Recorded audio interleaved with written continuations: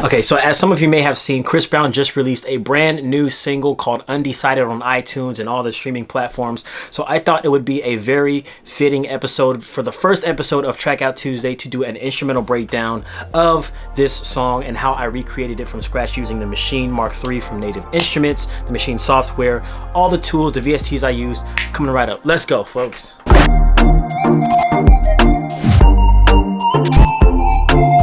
So what is up, everybody? I am Legend, your favorite traveling musician right here on YouTube. And yes, Trackout Tuesday is back. This is technically season 2, I guess you could call it. So my very first episode for 2019. So before we begin, really quick, I just want to ask everybody who's new here to scroll down and hit that subscribe button. Turn on the bell notification so you'll be notified every time I upload a brand new video like this. If you like these videos, if you do like this video, scroll down and hit that like button. It'll help this video get in front of a lot more people. Make sure you leave a comment because I will be shouting out one of you guys in the comments next video. Go ahead and leave a comment below. Let me know you subscribed also. That'll help your chances. Let's get into how I did this instrumental. Yeah. All right, so basically for starting off this particular song, what I wanted to do was go with the melody the same way that I do all my instrumental remakes. If it's the melody, if it's the main thing that's going throughout the song, the easiest thing for me to do is just go with that first, lay that down, and then continue on and build around that. So there's flutes, but it's that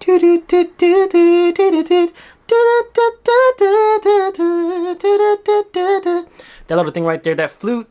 I wanted to start with that and basically build around that. So I found this instrument in Massive called Amsterdam, and I used that as the bass synth because I did stack another flute on top of it to kind of give it more fullness, a little bit more roundness, a little bit more openness and fullness. And that is another flute in Massive called Bursted Flute, and I basically just copied and pasted that particular sound that I did in the previous flute onto the next one. I turned it down and I added a little bit of reverb, and it sounds like this.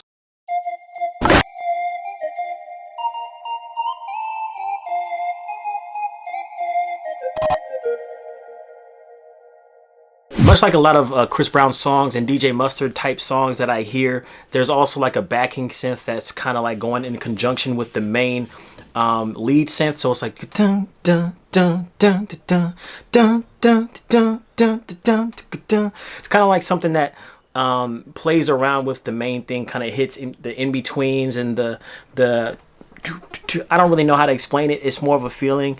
You guys know I'm not good with explaining things. I'm more of a feeler, but it sounds like this.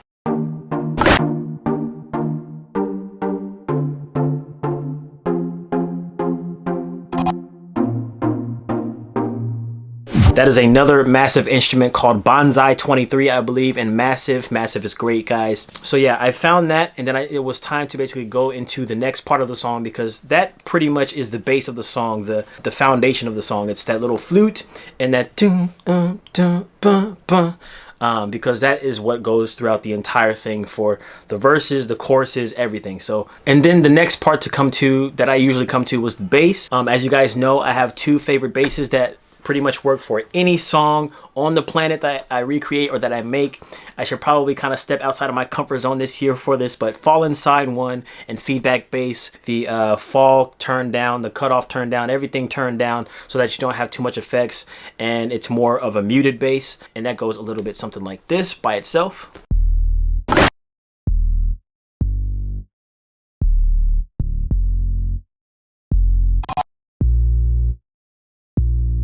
Now in this particular case, the Fallen Sign 1 bass, there is a knob that you can turn up that has a click, and that adds a little bit more punchiness to it. So it's not just it's more of like a boom, boom. So it kind of acts as an emphasis or a kick as well as a bass. So I wanted to turn that up to kind of give the kick a little bit more punch when I did come to the drums. You guys hear how that sounds? And that's pretty much how the bass goes throughout the entire song. So I didn't really have too much to do on that. I mean, there is the lean before the chorus where it holds out for a more legato type phrasing, but it's basically the same thing. It's just not as short.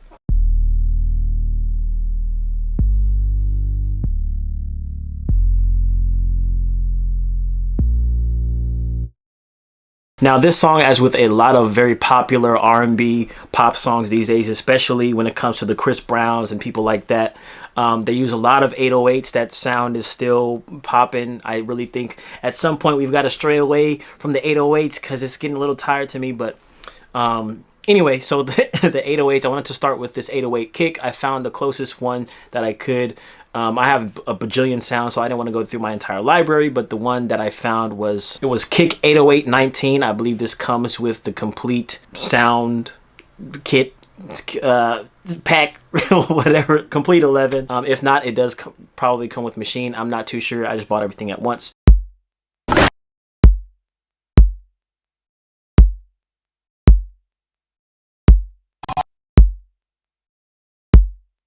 And then there are rim shots. So I layered 2 different rim shots because just one by itself didn't sound enough to me. It sounded a little bit too quiet, a little bit too reserved. So I put 2 different rim shots together, layered them together.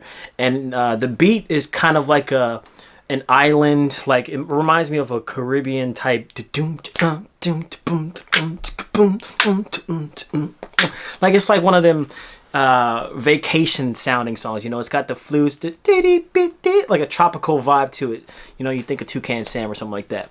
So yeah, the snares are, that's the way the snares are going in conjunction with the kick. So it's doom ah, doom ah, boom ah, and that sounds like this.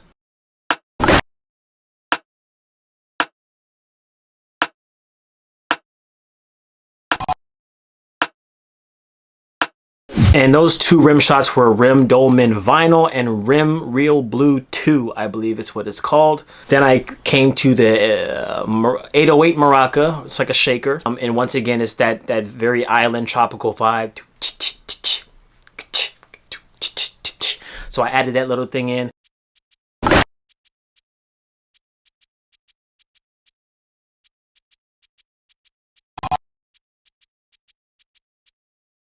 It's all about details, and when you're making a track, when you're remaking a track, you want to pay attention to the details.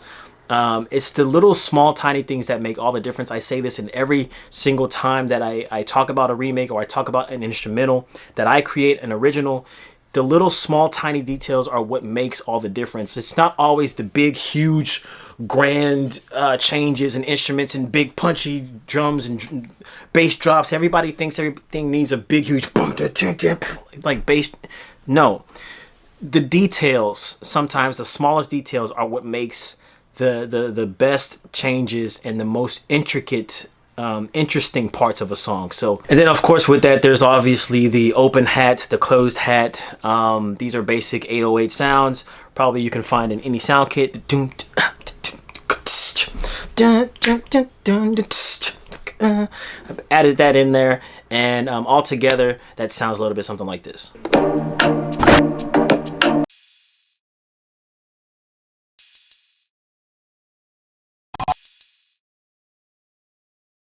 Then when it comes to the lean, like I said, it's the bass holds out. It basically does what it's doing during the chorus, but it's a more legato sound. And so I wanted to find some synths. Now these synths are not an exact match or a close match, I would even say, to what is on the actual song, but I just found something that kind of filled out the space the best I could. So what I found was basically another massive synth, I believe, called Beneath the Ice. I used that to kind of play the legato, you know, along with string ensemble, which is a contact instrument, and I added a giant pop piano to that as a little quiet instrument in the background to give it more of a hit, just to add a little bit more dynamics to it, you know, and that sounds like this.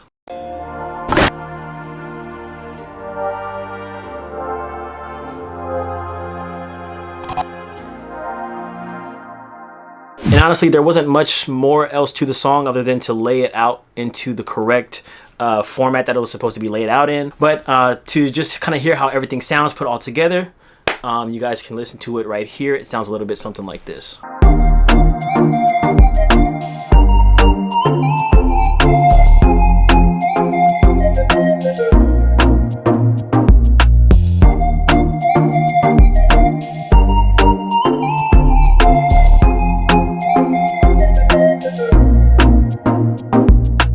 And so there you have it, folks. That is the instrumental breakdown of Chris Brown's Undecided. Just a quick little thing that I decided to do tonight before I leave for... I can't say that because because it's a surprise, and yeah, but I'm leaving tomorrow to go somewhere to see some people. So if you guys want to download the stems to this instrumental, there will be a link down in the description. If not immediately, it will be there perhaps later on. It depends on if I can, you know, finish uploading everything.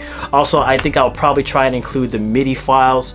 They will be for sale because, again, this is my YouTube channel. I don't make any money, so this is how I pay my bills, guys. I hope you understand. But if you want to download all that stuff, links will be down in the description.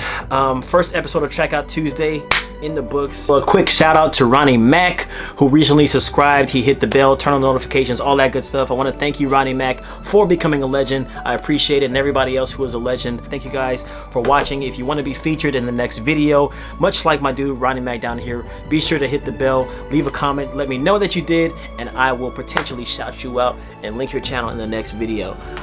Thank you guys for watching. As always, stay legendary. I love you, and that is it.